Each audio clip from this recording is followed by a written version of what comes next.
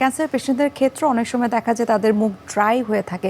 এটি কি আসলে কোনো শঙ্কার কারণ হতে পারে? শঙ্কার কারণ নাই, কারণ এই কেমোথেরাপি বা রেডিওথেরাপি যেটাই আমরা বলি না কেন, যে স্টেজের পেশেন্ট থাকুক, এই ওষুধটার কারণেই, কারণ সবই থেকে টক্সিক ওষুধ, এই ওষুধের কারণেই মুখে স্যালাইভা ফ্লোটা কমে যায়। আমরা যতটুকু জানি যে ক্যান্সার পেশেন্টদের ইমিউনিটি অনেক কমে যায়।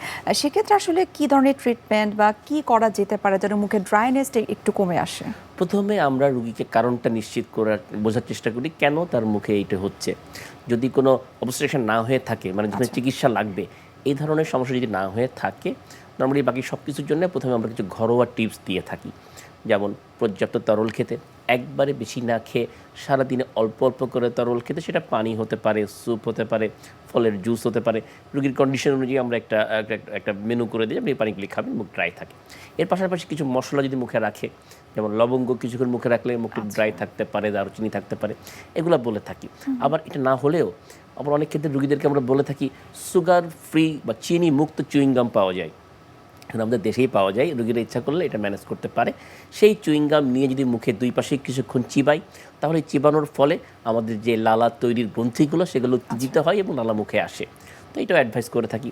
একান্ত এগুলো কোনো কিছু না হলে তখন কিছু ওষুধের মারফতে আমরা এই মুখের লালাটাকে স্বাভাবিক করে আনার চেষ্টা করি। অনেকের ক্ষেত্রে সবসময় ড্রাই থাকছে, তো সবসময় ড্রাই থাকার কারণে কি ভবিষ্যতে তার মেজর কোনো ডিজিজ হতে পারে কিনা?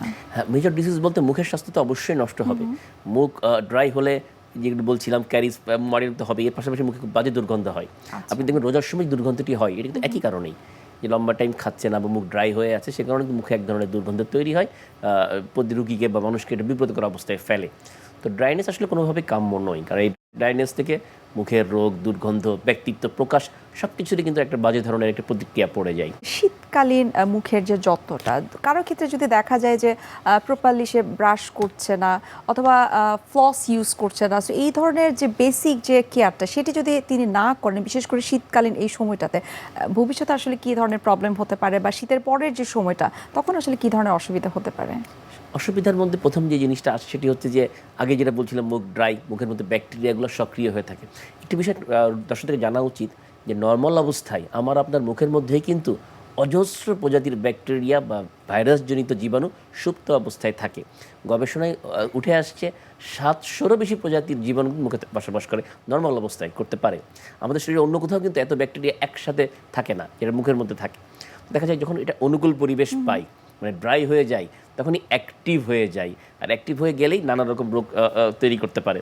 সেই জন্য মুখের যত্ন শীতের সময় একটু বেশি নিতে হবে।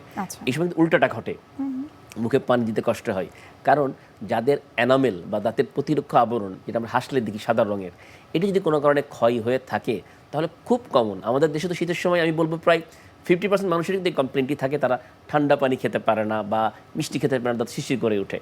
কারণ হচ্ছে শীতের সময় এই যে ওয়েদারটি বা ঠান্ডা বাতাস, যাদের এনামেল পাতলা বা যাদের ঠিক হয়ে গেছে, যাদের মাড়ির রোগ থেকে মাড়ি উপরে উঠে গেছে, এই শীতটা বাতাসটা দাঁতে লাগলে দাঁত শিশির করে ওঠে, যাদের এনামেল দুর্বল। সে কারণে দেখা যায় অনেকে কিন্তু এই সময় দাঁত ব্রাশও করতে চায় না। এমনিতেই মুখের মধ্যে ব্যাকটেরিয়ার গ্রোথ বা ব্যাকটেরিয়াকে বেশি হওয়ার সম্ভাবনা রয়েছে ড্রাইনেস থেকে, তারপর আবার মুখে যত্ন নিচ্ছে না। সব মিলে কিন্তু শীতের সময় নানা ধরনের রোগ মুখে হয়ে যেতে পারে।